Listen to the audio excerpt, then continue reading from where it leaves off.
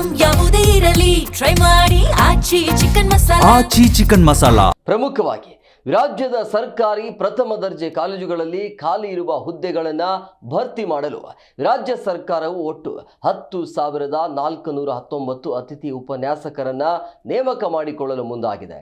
ಅದರ ಡೀಟೇಲ್ಸ್ ನಿಮ್ಮ ಮುಂದೆ.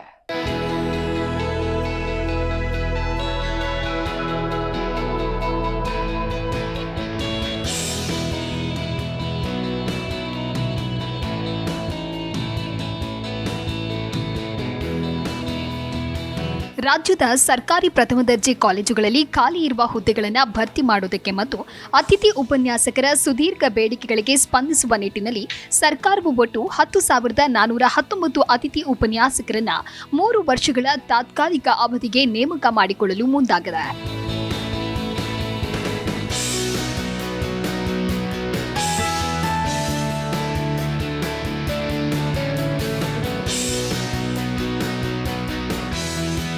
ಸರ್ಕಾರದ ಈ ನಿರ್ಧಾರದ ಕುರಿತು ವಿವರಣೆ ನೀಡಿರುವ ಉನ್ನತ ಶಿಕ್ಷಣ ಸಚಿವ ಡಾಕ್ಟರ್ ಎಂಸಿ ಸುಧಾಕರ್ ಅವರು, ರಾಜ್ಯ ಸರ್ಕಾರವು ಒಟ್ಟು 11,100 ಅತಿಥಿ ಉಪನ್ಯಾಸಕರನ್ನ ನೇಮಿಸಿಕೊಳ್ಳಲು ಇಲಾಖೆಗೆ ಮುಕ್ತ ಅನುಮತಿ ನೀಡಿತ್ತು.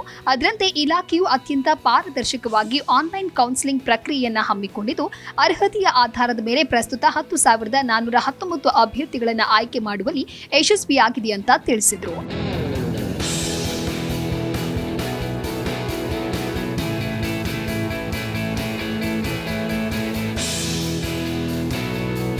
ಮುಂದುವರೆದು ಮಾತನಾಡಿದ ಸಚಿವರು, ಈ ಇಡೀ ನೇಮಕಾತಿ ಪ್ರಕ್ರಿಯೆಯು ಸಂಪೂರ್ಣವಾಗಿ ತಾತ್ಕಾಲಿಕ ವ್ಯವಸ್ಥೆಯಾಗಿದ್ದು, ಇವು ಯಾವುದೇ ಕಾರಣಕ್ಕೂ ಶಾಶ್ವತ ಹುದ್ದೆಗಳಲ್ಲ ಅನ್ನೋದನ್ನ ಸ್ಪಷ್ಟಪಡಿಸಿದ್ದಾರೆ.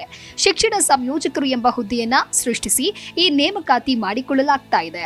ಹಲವು ವರ್ಷಗಳಿಂದ ಶಿಕ್ಷಣ ಕ್ಷೇತ್ರವನ್ನ ನಂಬಿ ಬದುಕ್ತಾ ಇದ್ದ 3,853 ಅತಿಥಿ ಉಪನ್ಯಾಸಕರ ನೆರವಿಗೆ ಸರ್ಕಾರ ಧಾವಿಸಿದೆ.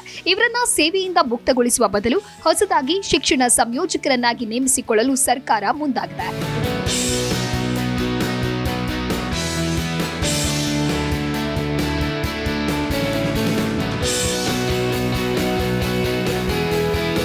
ಪ್ರಮುಖ ಜವಾಬ್ದಾರಿಗಳು. ಈ ಶಿಕ್ಷಣ ಸಂಯೋಜಕರಿಗೆ ಹಲವಾರು ಜವಾಬ್ದಾರಿಗಳನ್ನು ನೀಡಲಾಗಿದೆ. ಅವುಗಳಲ್ಲಿ ಕಾಲೇಜುಗಳ ಪ್ರಯೋಗಾಲಯ ಅಂದರೆ ಲ್ಯಾಬ್ ಕಾರ್ಯಗಳಲ್ಲಿ ಸಹಾಯ ಮಾಡುವುದು, ವಿದ್ಯಾರ್ಥಿಗಳ ಶೈಕ್ಷಣಿಕ ಪ್ರಗತಿಯ ಉಸ್ತುವಾರಿ, ಕಾಲೇಜಿನ ಇತರೆ ಶೈಕ್ಷಣಿಕ ಮತ್ತು ಅಶೈಕ್ಷಣಿಕ ಚಟುವಟಿಕೆಗಳಲ್ಲಿ ಬೆಂಬಲ ನೀಡುವುದು ಪ್ರಮುಖವಾಗಿದೆ. ಈ ಹೊಸ ವ್ಯವಸ್ಥೆಯು ಮುಂಬರುವ 2026-27ರ ಶೈಕ್ಷಣಿಕ ವರ್ಷದಿಂದ ಅಧಿಕೃತವಾಗಿ ಜಾರಿಗೆ ಬರಲಿದೆ.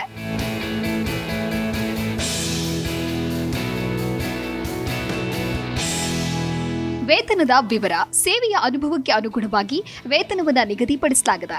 5 ರಿಂದ 10 ವರ್ಷ ರೂಪಾಯಿ 28,000 ವೇತನ, 10 ರಿಂದ 15 ವರ್ಷ ರೂಪಾಯಿ 29,000 ವೇತನ, 15 ವರ್ಷಕ್ಕಿಂತ ಹೆಚ್ಚು ರೂಪಾಯಿ 30,000 ವೇತನ ಹೆಚ್ಚಳದ ಜೊತೆಗೆ ಅವರ ಕುಟುಂಬದ ಆರೋಗ್ಯ ಸುರಕ್ಷತೆಯನ್ನು ಗಮನದಲ್ಲಿಟ್ಟುಕೊಂಡು ಸರ್ಕಾರವು ವಿಶೇಷವಾಗಿ ವೈದ್ಯಕೀಯ ವಿಮೆ ಸೌಲಭ್ಯವನ್ನು ಸಹ ಒದಗಿಸಲು ಮುಂದಾಗಿದೆ.